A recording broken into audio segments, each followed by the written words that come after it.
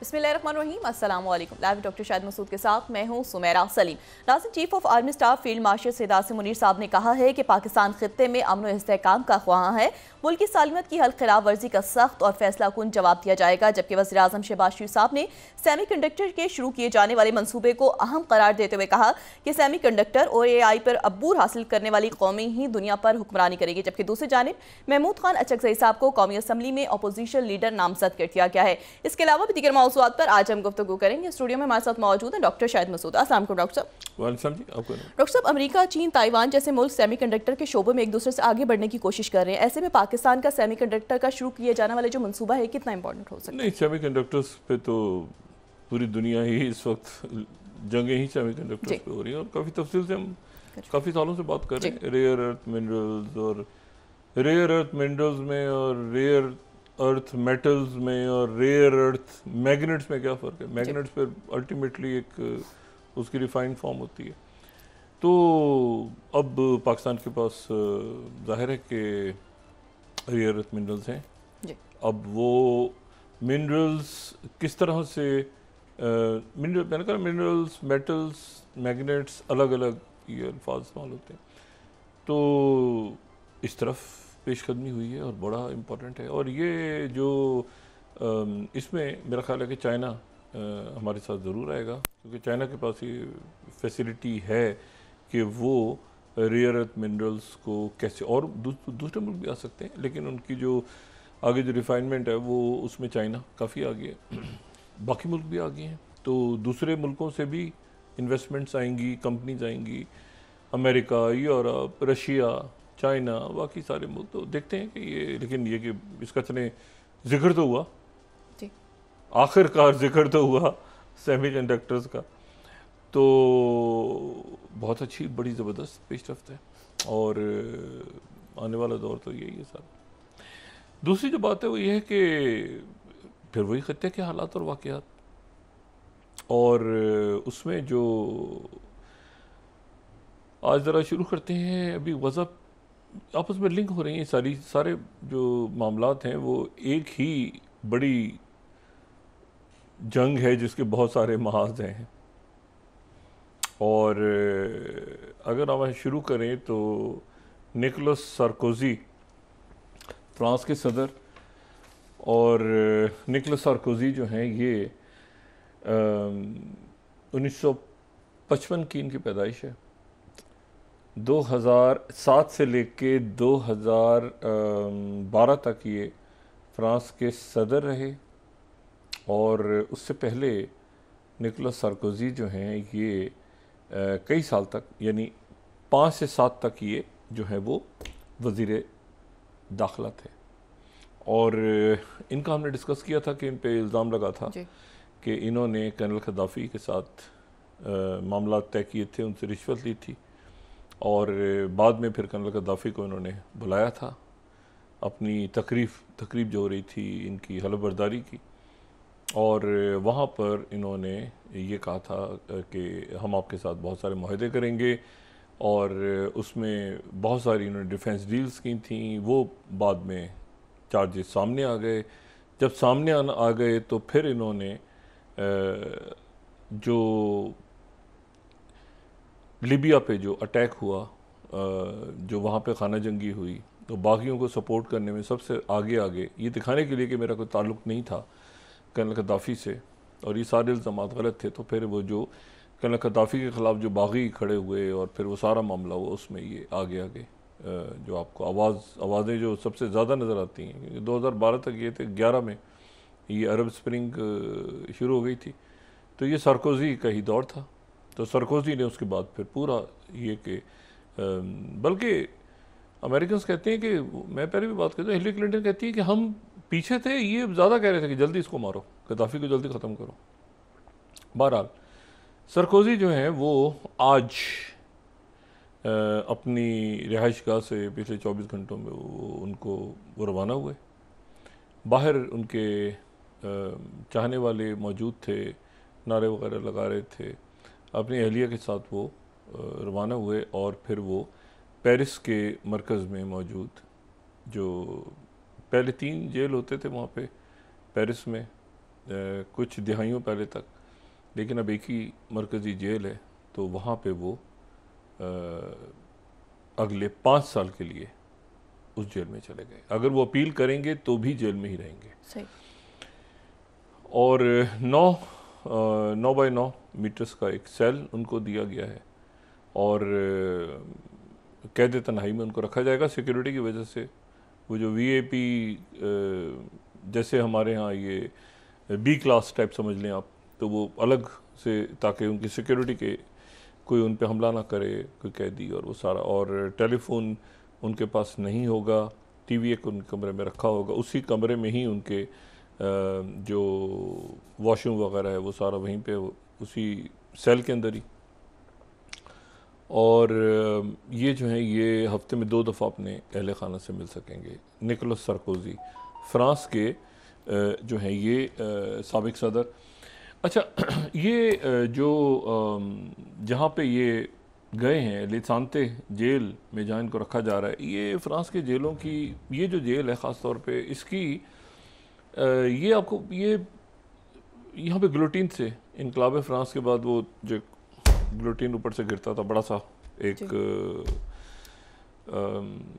कुल्हाड़ा, क्योंकि वहाँ सर कलम करने की वो पुरानी जो मिडिवल दौर की फिल्में वगैरह भी हैं, तो उसमें वही है कि मजमा जमाए बहुत सारा और लेकर आ रहे हैं और सर को रखा जा रहा है और ऊपर से वो सर कलम किया जा रहा है। तो ये सारा जिन जगहों पे होता था उनमें से एक जेल ये भी थी। यहाँ पे बहुत जो है वो गिलोटीन इनकलाब फ्रांस के बाद ये जो जेल कायम हुआ 19वीं सदी के वस्त में, तो यहाँ पे फिर बहुत सरकलम हुए।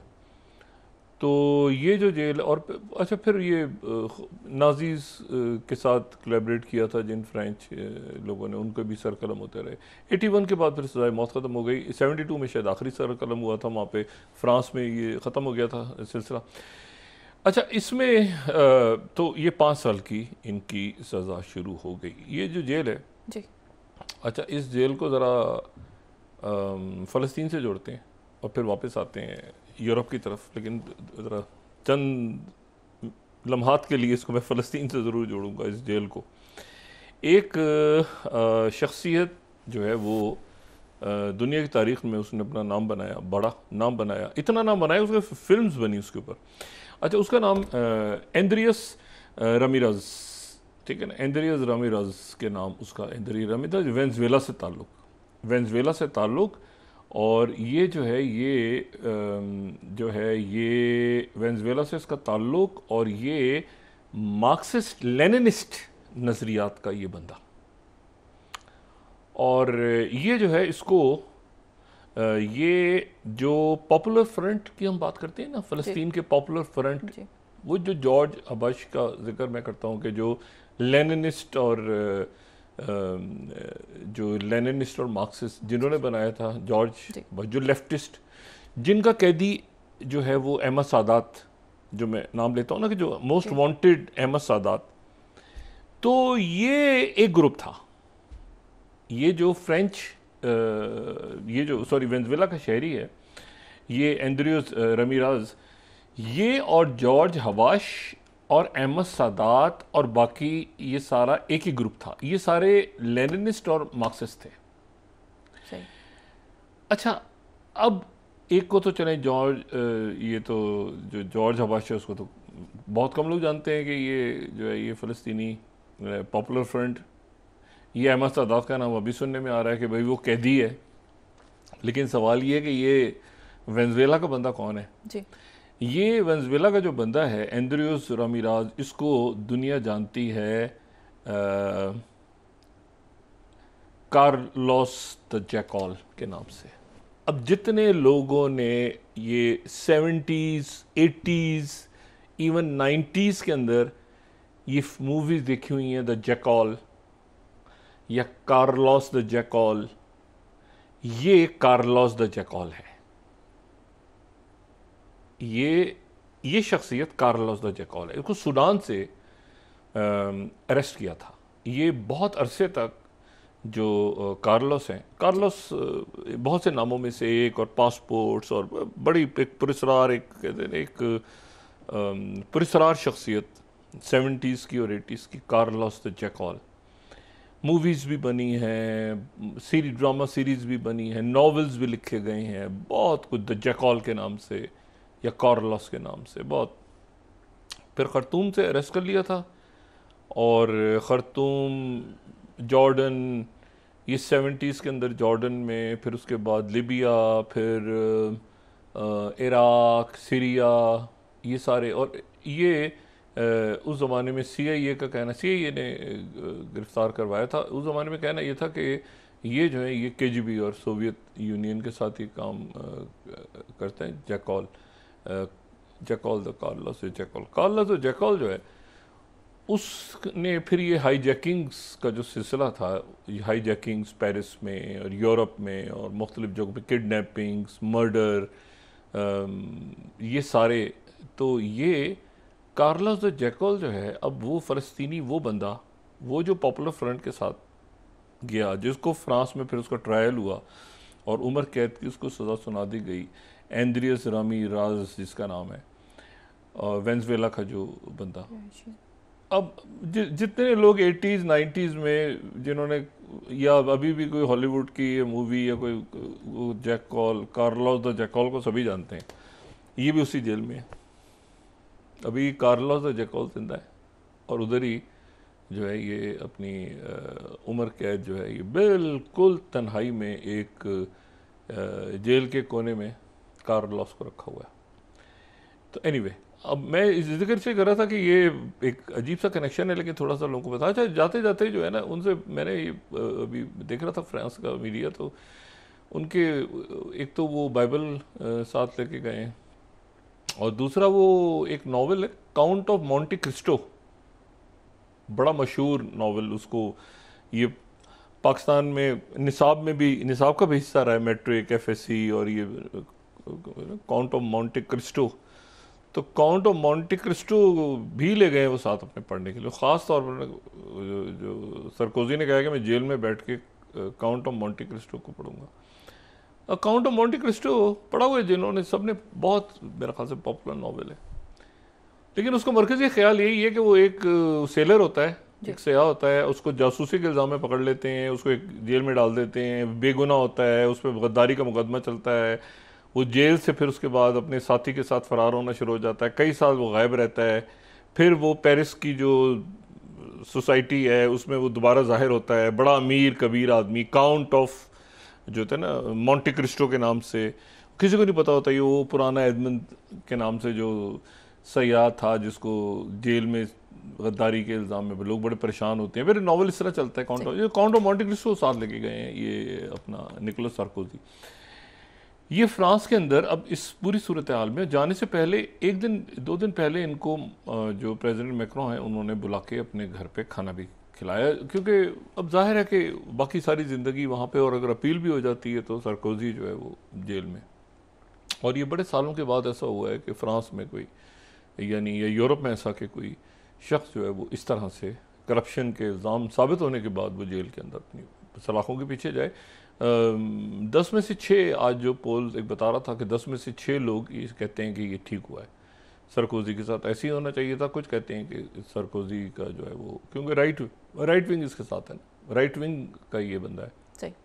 तो फ्रांस पकड़ना को होता है, राइट विंग इस वक्त वेव चली हुई है, तो कई जो लोग हैं इसको कहते हैं कि इसको गलत सज़ा हुई।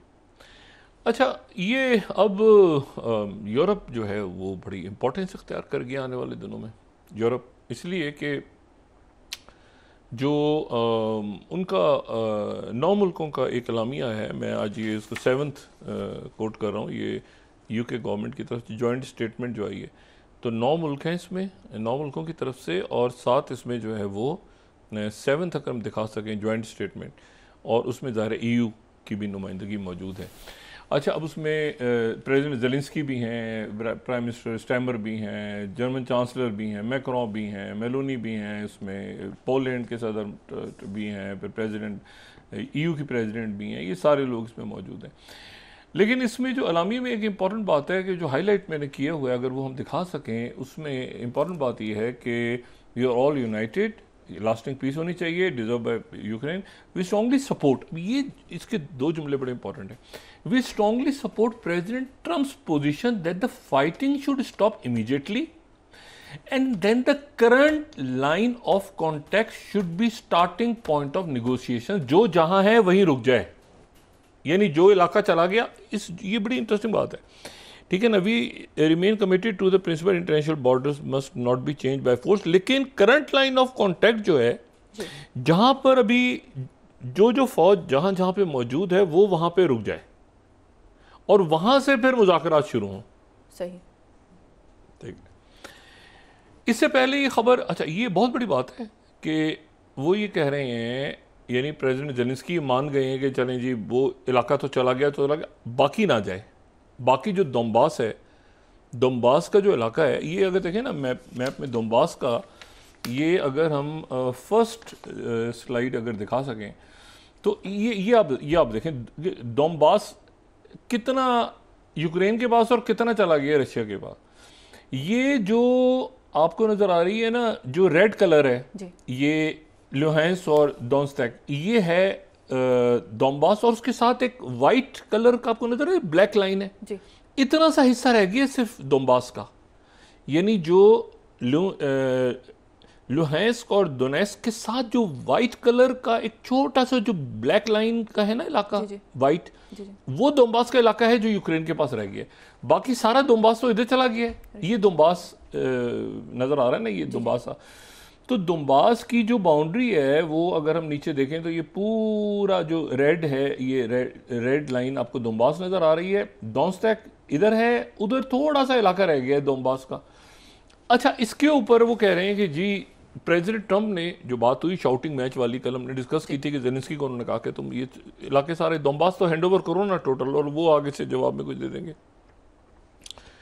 तो प्रेसिडेंट ट्रंप इन्होंने आज स्टेटमेंट दिया. प्रेसिडेंट ट्रंप ने भी गुफ्तगू करते हुए कहा कि हम ये ठीक है, इसको फौरी तौर पर रोक देते हैं, जंगबंदी होनी चाहिए, जो जहां है वहां पे रहे और बात आगे चलाते हैं. रशिया की तरफ से इसको कह दिया गया कि नहीं, क्योंकि हमारी तो अमेरिका के साथ प्रेसिडेंट ट्रंप और प्रेसिडेंट पुतिन के दरमियान जो है वो डायरेक्ट बातचीत है और उसमें बहुत सारे मामला क्लियर हो चुके हैं.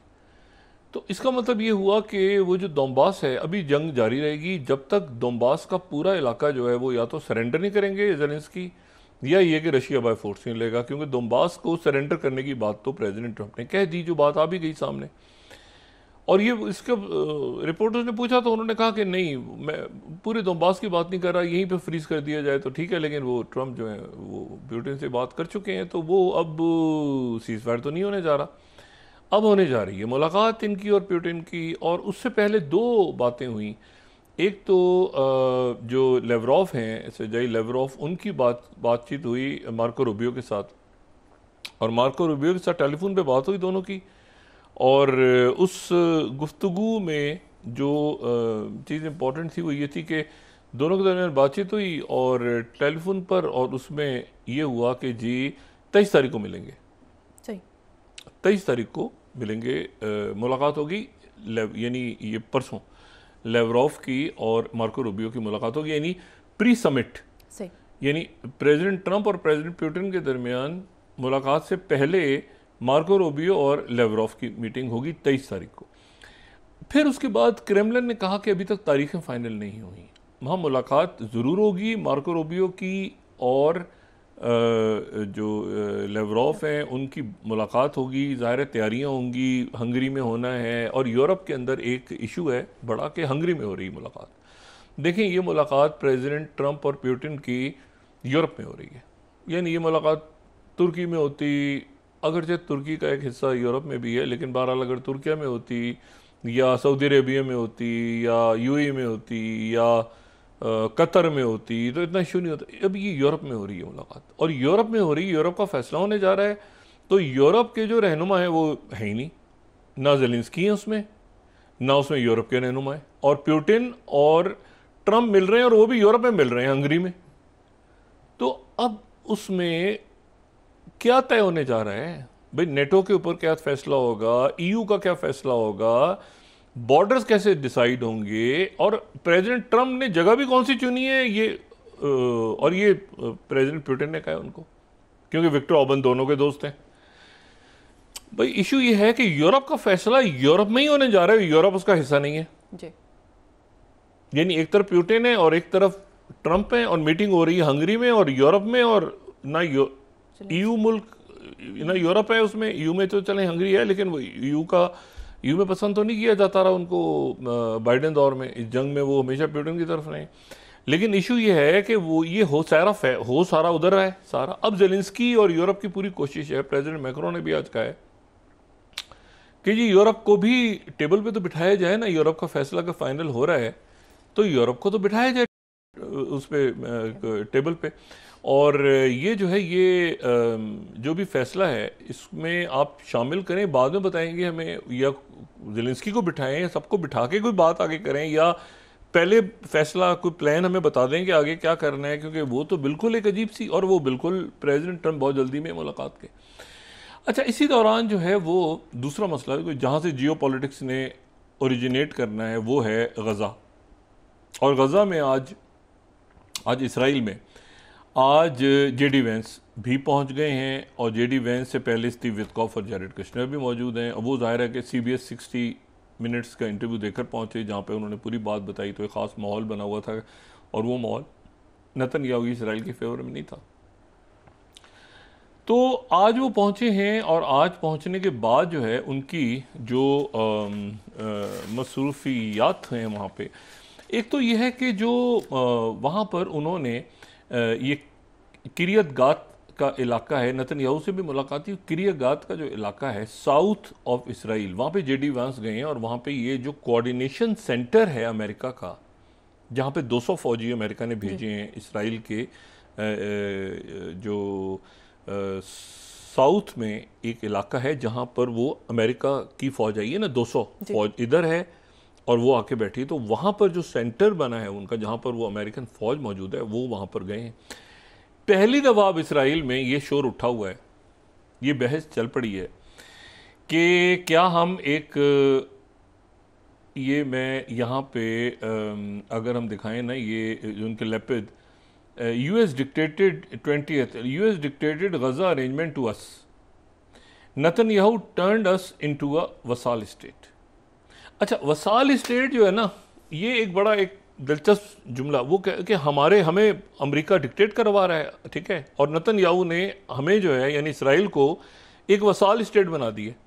तो इसराइल से और था क्या अगर वसाल, अच्छा वसाल स्टेट वो पुराने ज़माने की टर्म इस्तेमाल होती है, ताबे रियासतें होती हैं, वही होता था, बड़ी एम्पायर्स होती थी, उनके साथ कुछ छोटा सा कोई इलाका या कोई वो, तो वो कहते थे कि अच्छा जी तुम यहाँ के तुम खुद मुख्तार हो और बस तुम हमें तावान दिया करोगे, टैक्स दिया करोगे, तुम अपने इलाके के नवाब हो, तुम अपने इलाके के ये हो, तुम अपने इलाके के बस तुम बस अब नाम अपना इस्तेमाल करो, खुद मुख्तार, लेकिन ये कि मैं टैक्स देते हो। ये इजिप्ट में भी था, ये चाइना, बड़ी पुरानी एम्पायर्स में, ये फ्रेंच, यूरोप में भी वो छोटी छोटी जो साथ जो है ना दुम छल्ले किस्म की वो लगे होते थे बड़ी एम्पायर्स के साथ, वो कहते अपने आप को आज़ाद थे, मगर वो होते थे उनके ताबे, मुकम्मल तौर पे उनके साथ उनके ग़ुलाम होते थे, और साथ होते थे दाएं बाएं, वो टैक्स पैसा ये वो सारा करते रहते थे। तो वहाँ से ये लफ्ज़ निकला है। ये इसका जो लैटिन में इसका एग्जैक्ट है ग़ुलाम, ये ठीक है ना, इसका जो एग्जैक्ट मतलब निकलता है। वो कहते हैं हम कोई ग़ुलाम है ये जो है ये इसराइल पूछ रहे हो भाई आप कौन है। अच्छा, ये अभी हालिया दिनों में ये जेडी वेंस ने भी इस्तेमाल किया ये जुमला। ये वो जब यूरोप आए तो उन्होंने यूरोप आने के बाद ये कहा कि भाई ऐसा है कि आपको खुद अपने पैरों पे खड़ा होना होगा। ये मैं फ्रांस 24 दिखा रहा हूँ, जब वो आए थे ना यहाँ पर, उन्होंने कहा था कि हम अमेरिका आपको पैसे नहीं देगा। फ्रांस 21 फ्रांस 24 को मैं कोट कर रहा हूँ। तो उन्होंने कहा था कि यूरोप जो है वो वसाल स्टेट ना बने, वो अपने पैरों पे खड़ा हो, अमेरिका की तरफ क्यों देखता रहता है हर वक्त, ये कि जो अमेरिका करेगा वो करना है। अमेरिका को अपने अलग से मामला तय करने दें।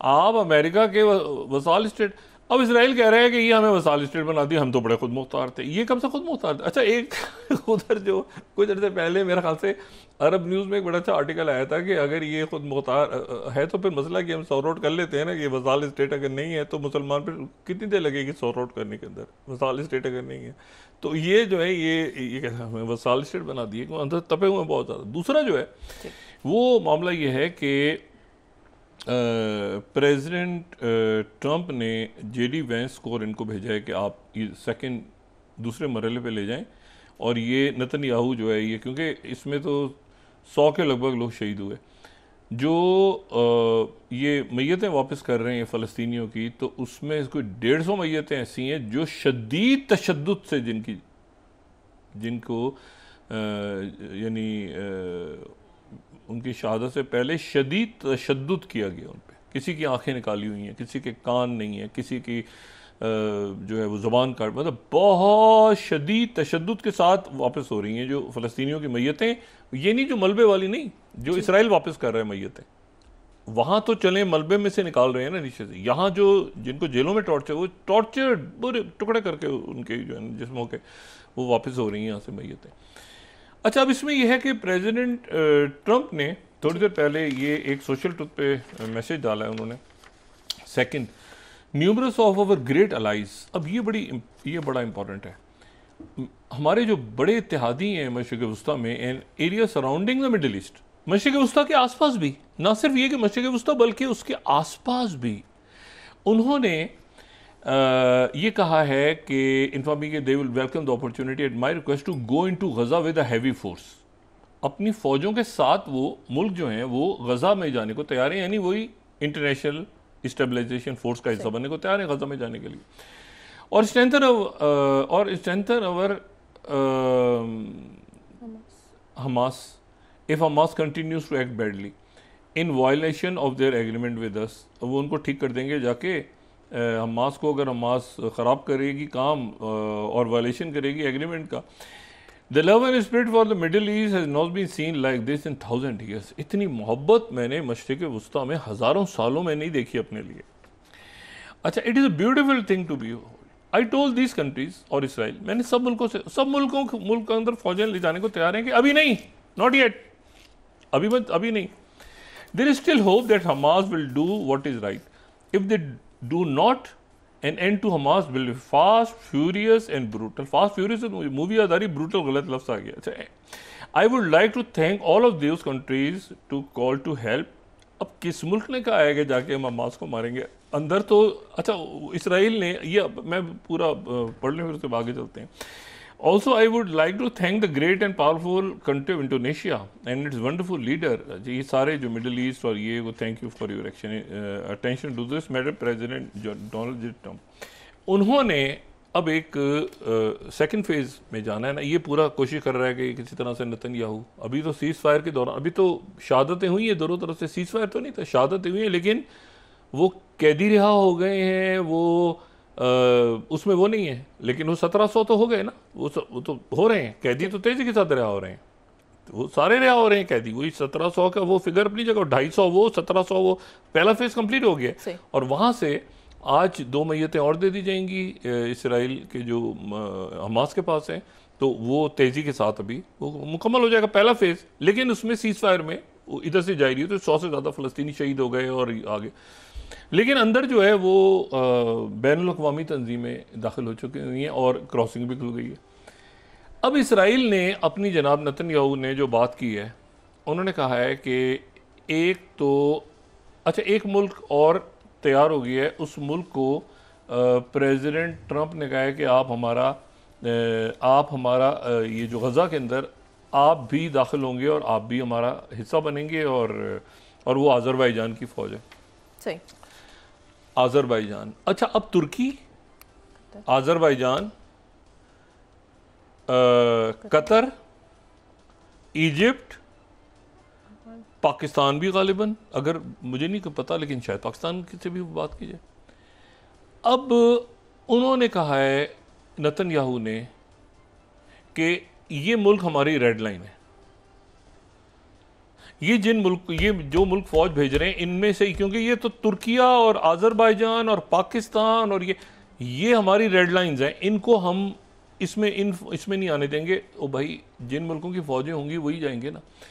इजिप्ट के जो इंटेलिजेंस चीफ हैं हसन राशिद, वो इस वक्त मौजूद हैं इसराइल में, और वो उनकी मुलाकात हो रही है वो आगे बढ़ने के लिए कि भाई आप ये खोलें, उसके बाद फेज़ 2 पे जाएं, बातचीत आगे बढ़ाएं। नवंबर में पूरी दुनिया इकट्ठी हो रही है कायरा में और डोनेशंस होने हैं, और जैरेड कुशनर ने और प्रेसिडेंट ट्रंप ने अगले महीने शुरू में मिलना है जो है वो सऊदी वज़ीर आज़म और वली अहद से, मोहम्मद बिन सलमान से मुलाकात होनी है।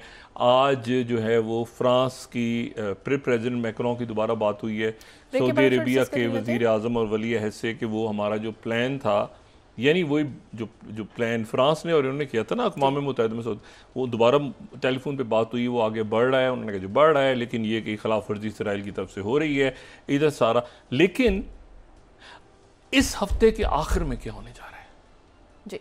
प्रेसिडेंट ट्रंप एशिया का दौरा कर रहे हैं। पहला, वैसे तो एशिया यूरेशिया बड़ा है, लेकिन जिसको प्रॉपर एशिया कहा जाता है अमेरिकन उसमें, यानी वो इसी हफ्ते के आखिर में वो मलेशिया पहुंच रहे हैं, उसके बाद जापान जाएंगे, उसके बाद साउथ कोरिया जाएंगे और शी जिनपिंग से मिलेंगे और किम जोंग उन से मिलेंगे।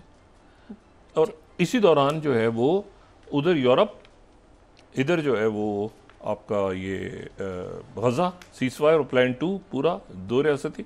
और जैसे ही यानी इसी दौरान जब वो मिल रहे होंगे शी जिनपिंग से और वहाँ पे नॉर्थ कोरियन प्रेसिडेंट से साउथ कोरिया में, तो इसी दौरान फाइनल हो जाएगी डेट पुतिन की।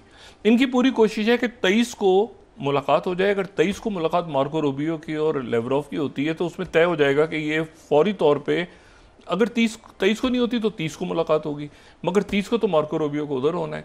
तो बहरहाल लेवरोव और मार्को रूबियो की मुलाकात तय हो रही है। पुतिन और ट्रंप जल्दी मिलना चाह रहे हैं, या तो ये कि बाय द टाइम वो वापस आएंगे तो रुकते हुए जाएंगे। पुतिन से उन्होंने जल्दी मिलना है, प्रेसिडेंट कह रहे हैं जल्दी मिलना है, मेरा दोस्त मेरा भाई जल्दी। और उसकी जो है ना फौरी तौर पे ट्रंप पुतिन पीस ट्रेन जो है ना उसका इफ्तिताह करना है। और एक मिनट, एक दावत आ गई है, वो कबूल कर ली उन्होंने, चाइना का दौरा करेंगे। प्रेसिडेंट ट्रंप कह रहे हैं चाइना भी जाना है मुझे। शी जिनपिंग ने फॉर्मली जब मेरी मुलाकात होगी साउथ कोरिया में तो वो चाइना आने की दावत देंगे, तो मैं चाइना जाऊंगा और वो जो है वो अमेरिका आएंगे। ये ध्यान में रखें कि पुतिन जो है वो जा चुके हैं अमेरिका, अलास्का जा चुके हैं ना, और प्रेसिडेंट ट्रंप ने जाना है अभी रशिया जी, लेकिन वो हंगरी जा रहे हैं। बारह वापस आते हैं एक छोटे से ब्रेक के बाद।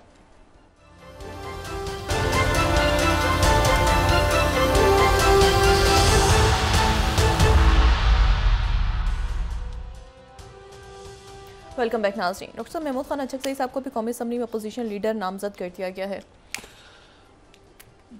ज़ाहिर है किसी को तो, और मेरे ख्याल से ठीक अच्छी चॉइस है, उनकी सीनियर हमारे बड़े मोतबर नाम है सियासत का, महमूद खान अचकज़ई साहब। देखते हैं अब क्या रोल प्ले करते हैं। ये जो सेमीकंडक्टर की बात है ना, ये पब्लिक में अब आ रही है, लेकिन ज़ाहिर है पाकिस्तान का जो पाकिस्तान के जो वेपन्स का सारा सिस्टम है और इकोसिस्टम है पाकिस्तान के डिफेंस का, तो उसमें सेमीकंडक्टर्स के बग़ैर तो ये मुमकिन ही नहीं कि पाकिस्तान इतनी अपनी जो अस्करी सलाहियत है उसको इतना आगे लेके जाए कि दुनिया की चंद बड़ी, न सिर्फ बड़ी फ़ौजों में बल्कि बड़ी फातेह फ़ौजों में उसका शुमार हो रहा है। तो लेकिन यह है कि अब वो वक्त है कि इसके ऊपर फर्दर जो है, अब मुझे नहीं पता कि इसमें डेटा सेंटर्स का प्लान बनेगा क्या बनेगा, लेकिन बहरहाल ये एक बहुत अच्छा आज कदम उठाया कि सेमीकंडक्टर्स कम से कम पब्लिक के डिस्कशंस में तो आए।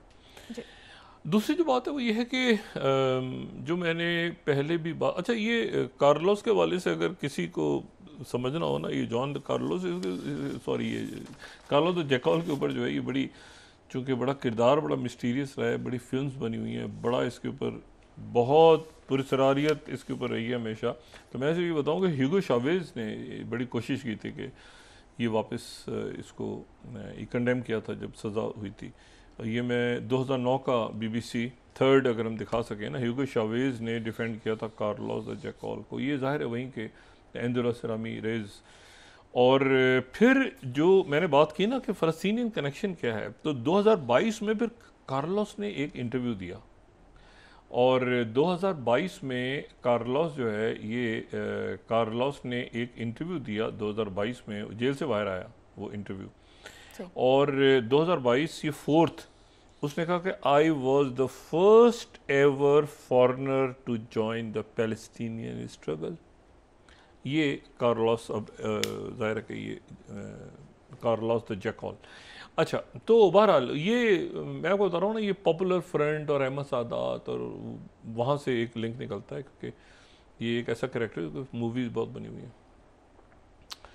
अच्छा, इसमें जो दूसरी बात है कि वो रेड लाइन खींच दी है, उन्होंने कहा है कि जी ये तो इसमें तो टर्की और ये मुल्क तो हमें काबिल कबूल नहीं है, जिन मुल्कों के साथ हमारे ताल्लुकात अच्छे रहे हैं या जो बहुत अग्रेसिव नहीं रहे, और तो बाकी तो ये कि अब ये प्रेसिडेंट अर्दोगन दौरा करने आ रहे हैं गज़ा का और यहाँ का, तो ये तो कैसे फिर बात तो नहीं चलेगी आगे। लेकिन ये है कि अगर ये ज़ेलेंस्की के साथ कर दिया उन्होंने, तो नेतन्याहू तो कोई है ही, उन्होंने कहा ना कि मेरे वंडरफुल फ्रेंड्स, आप पढ़ें, मेरे दोस्त, मेरे कितना खूबसूरत मशरिक़ वस्ता और उसके बाहर के ममालिक भी हैं, सारे इतने खूबसूरत, तो ज़रूरत नहीं पड़ेगी। वो ऐसे ही वो है वो मामला। अब नेतन्याहू फंस गया बीच में, और वहाँ उनके लोग कह रहे हैं कि हम कोई वसाल स्टेट हैं, हम कोई खुद फैसला कर ही नहीं सकते। अच्छा, वो पता है क्यों कह रहे हैं? उनका जो हेडक्वार्टर है उनके, अच्छा कुछ अर्सा पहले तो बड़ा खुश होते थे इस बात पे, वो जो फ़लस्तीनियों का कत्लेआम होता था, जेनोसाइड, उससे बड़ा खुश होते थे कि अमेरिका के वो आ रहे हैं वहाँ पे और उनके हेडक्वार्टर में दौरा करके उनके सारी, अब वो कहते हैं कि ये हमारे ये आके वहाँ पर गार्ड ऑफ ऑनर लेके चले जाएँ, ये हमारे वो ऑपरेशन रूम में क्यों बैठ जाते हैं आके, और ऑपरेशन रूम के अंदर भी असला भी इन्हीं का, चीज़ें भी इन्हीं की, वो कहते हैं ऐसे करो, ये आयरन डोम यूं नहीं होगा, ऐसे करो। तो ये हम कौन है फिर, मतलब इसराइल कौन है? अगर तो वो साल स्टेट हमें बना दी है, और ये अमेरिकन फौज फिर हमारी तरफ बैठ गई आके, और सारे उनके दोस्त उधर बैठ गए जाके, ठीक है, जिनको प्रेसिडेंट ट्रंप ही कह रहे हैं कि ये भी मेरा दोस्त है, ये भी मेरा दोस्त है, ये भी मेरा दोस्त है, सारे दोस्त हैं, और ये सारे उधर बैठ गए। यूनाइटेड नेशंस भी आ गई है, और अभी यूरोप के लोग तो बड़े, आपको पता है Macron, president Macron, care stammer, आपके जो यूरोप तो बहुत ज़्यादा जो है ये ह्यूमन राइट्स और पैलेस्टीनियन कॉज के ऊपर तो बड़ा उनकी बड़ी तारीख है। तो वो जो है ना वो मेरा ख्याल है कि ये बहुत कुछ अगले चंद दिनों में। अच्छा, अब इसी पूरे अरसे में ये आप देखें कि एक तो ये है कि यूरोशियन पोस्ट ने आज अपना एक एडिटोरियल लिखा है, उन्होंने कहा भाई खुल के 16th, उन्होंने कहा तय करो, Israel needs to take tough Gaza decisions which may test bonds of US relationship। पता चलेगा हम कहाँ खड़े हैं अमेरिका से ताल्लुकात में, टफ डिसीजंस करो। अब टफ डिसीजन क्या करो? फेज़ 2 शुरू हो चुका है। फेज़ 2 जो है उसमें फेज़ 1 हो गया, कैदी और यरगमाली रिहा हो गए, रास्ता खुल गया, रास्ते अभी खोल लेंगे रात को, ये जो बाकियात वगैरह ये जेडी वहाँ। फेज़ 2 शुरू हो गया, बोर्ड कैसे बनेगा, टाइमलाइन क्या होगी, फ़ौजें कौन से मुल्कों की जाएंगी, इमदाद कैसे शुरू होगी, फ़लस्तीनी अपने इलाकों से बेदखल नहीं होंगे, ठीक है, उधर ही रहेंगे। कोई 20,000 इस वक्त हमास के लोग ट्रेंड मौजूद हैं, असला उनके पास ख़त्म हो गया है, असला उनके पास नहीं है। पहले 90% उनका 80 to 90% ये इसराइल की असेसमेंट है और अमेरिकन की भी, कि उनके पास रॉकेट्स और ये सारे ख़त्म हो गए, लेकिन लोग मौजूद हैं उनके 20,000 कम से कम हमास के जो लोग हैं, और बड़ी पॉपुलेशन उनको सपोर्ट करती है।